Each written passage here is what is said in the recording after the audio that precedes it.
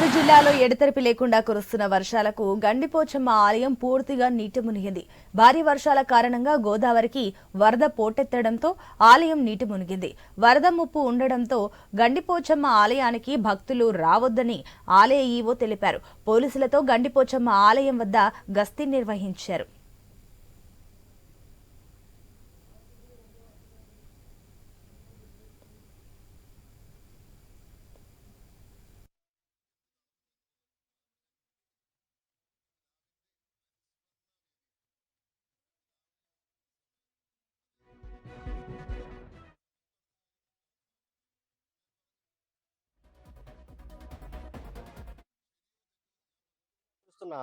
భారీ వర్షాల కారణంగా గోదావరి నీటి ఉధృతి బాగా పెరగడం జరిగింది. దాని నిమిత్తం ఈ దేవీపట్నం మండలం గండిపోచమ్మ గుడి దగ్గర టెంపుల్ కూడా మునిగిపోవడం జరిగింది. కాబట్టి భక్తులు యాత్రికులు కూడా సదరు విషయాన్ని గమనించి ఎవరు కూడా రావద్దని చెప్పి పోలీసు వారు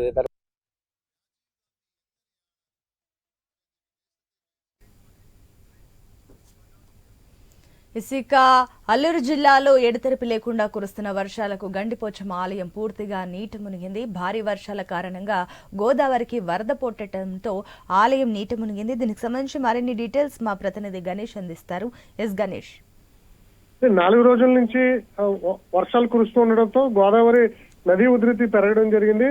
తాజాగా పోలవరం వద్ద 7 లక్షలకు పైగా క్యూసెక్కుల వరద నీరు పారుతూ ఉండడంతో గండిపోచమ్మ ఆలయానికి ఎఫెక్ట్ తగలడం జరిగింది. రంపచోడవరం నియోజకవర్గంలోనే అదేవిధంగా ఈ ఉమ్మడి తూర్పుగోదావరి జిల్లాలో గండిపోచమ్మ ఆలయం ప్రముఖ ఆలయంగా చెప్పొచ్చు. భక్తుల తాకిడి కూడా ఎక్కువగా ఉంటుంది. గోదావరి నది పక్కనే ఈ ఆలయం ఉండడం ఎక్కువ శాతం వరదలు వచ్చిన ప్రతిసారి కూడా ఆలయం మీద ఎఫెక్ట్ పడే ప్రయత్నం జరుగుతుంది. మనం చూస్తున్న విజువల్స్ లో దాదాపు ఆలయం జరిగింది. అమ్మవారు పూర్తిగా నీటిలో మునిగిపోయారని చెప్పొచ్చు. విజువల్స్ చూస్తే ప్రమాదకరమైనటువంటి స్థాయిలో గోదావరి వరదల ఏరులై పారుతుందని చెప్పొచ్చు. ఇదే క్రమంలో భక్తులు ఎవరు కూడా ఆలయం వైపుకు రావద్దు అని చెప్పి ఆలయ ఈవో ప్రసన్న కుమార్ భక్తులకు తెలియజేయడం జరిగింది. ప్రస్తుతం ఆలయం వద్ద పోలీసులతో గస్తీ కాస్తూ ఉన్నారు. అటుగా ఎవరు వచ్చినా కూడా పోలీసులు వారిని అటుగా వెళ్ళనిచ్చేటువంటి పరిస్థితి లేదు. ఎందుకంటే మనం చూస్తున్నాం 3 రోజుల నుంచి వాగులు వంకల్లో కేవలం రంపచోడవరం నియోజకవర్గంలోనే 3 గల్లంతు కావడం జరిగింది. ఇవాళ ఒక మృతదేహాన్ని వెలికి తీశారు. మరొక 2 మృతదేహాల కోసం ఎన్డీఆర్ఎఫ్ అదేవిధంగా స్థానికంగా ఉన్నటువంటి అధికారులు గాలింపు చర్యలైతే కొనసాగుతున్నటువంటి సందర్భం కనిపిస్తుంది. మొత్తంగా అయితే ఉధృతంగా ప్రవహిస్తున్నటువంటి గోదావరితో ఈ గోదావరి పరివాహక ప్రాంతంలో ఉన్నటువంటి ప్రజలు అప్రమత్తంగా ఉండాల్సినటువంటి సిచ్యువేషన్ కనిపిస్తుంది.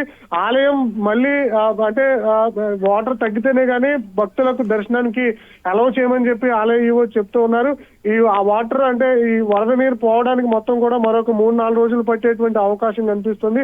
ధవళేశ్వరం బ్యారేజ్ నుంచి వస్తున్నటువంటి వరద నీటిని అట్టటిని కూడా దిగువ ప్రాంతానికి జలవనరుల శాఖ అధికారులు విడుదల చేస్తూ ఉన్నారు. ప్రస్తుతం ధవళేశ్వరం బ్యారేజ్ వద్ద కూడా ఇన్ఫ్లో 7 లక్షలకు పైగా ఉంటే అవుట్ఫ్లో 6 లక్షలకు పైగా ప్రస్తుతం ఈ వరద నీరు అయితే దిగువకు విడుదల చేస్తున్నారు.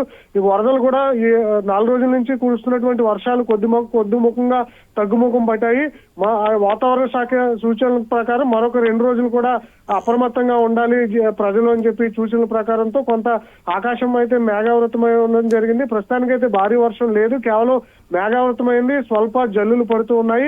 ఒకవేళ ఈ 2 రోజుల్లో మరొకసారి వర్షం కురిస్తే మళ్ళీ గోదావరికి నదీ ఉధృతి పెరిగి మరొకసారి ఆలయం పూర్తిగా నీట మునిగితే అక్కడ ఇబ్బందికర వాతావరణం ఉంటుంది. కాబట్టి భక్తులు ఎవరు కూడా రానున్నటువంటి 4 రోజుల పాటు ఇటుగా రావద్దనేది ఆలయ యువతతో పాటు పోలీసులు చెప్తూ ఉన్నారు. సునీత.